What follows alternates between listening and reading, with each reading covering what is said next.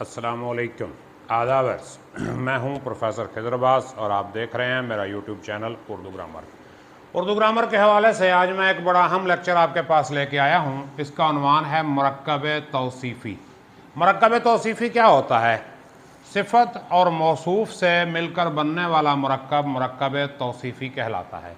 یعنی صفت اور موصوف کسی کی کوالٹی جب ہم بیان کرتے ہیں تو کوالٹی اور جس کی کوالٹی بیان کی جائے اس کو جب ہم ملائیں گے تو بنے گا مرکب توصیفی۔ جیسے اچھا لڑکا، پیاری لڑکی، خوبصورت لوگ، مصروف آدمی، یہ مرکب توصیفی ہے۔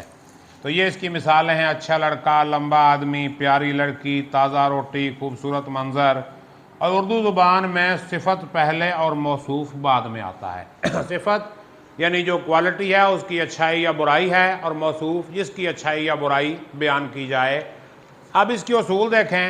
صفت کا آخری حرف اگر الف ہو تو وہ واحد جمع مذکر مؤنث ہونے میں اپنے موصوف کے مطابق ہوں گے۔ صفت کا آخری لفظ اگر ہم الف لے لیں، صفت کا آخری حرف کون سا ہو؟ الف۔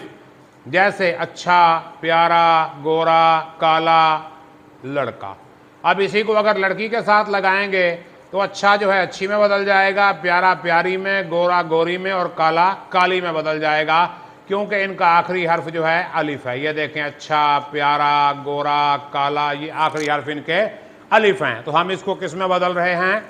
مذکر کے لیے یہ اور مؤنث کے لیے یہ، اور جمع کے لیے اچھے، پیارے، گورے، کالے، آگے لڑکے آگے۔ جمع کے لیے ہم جمع ہو کر دیں گے، مذکر کے لیے مذکر، مؤنث کے لیے مؤنث۔ یہ مؤنث جمع میں دیکھیں، مؤنث واحد اور مؤنث جمع یہ ایک ہی حالت میں رہتے ہیں: اچھی، پیاری، گوری، کالی لڑکیاں۔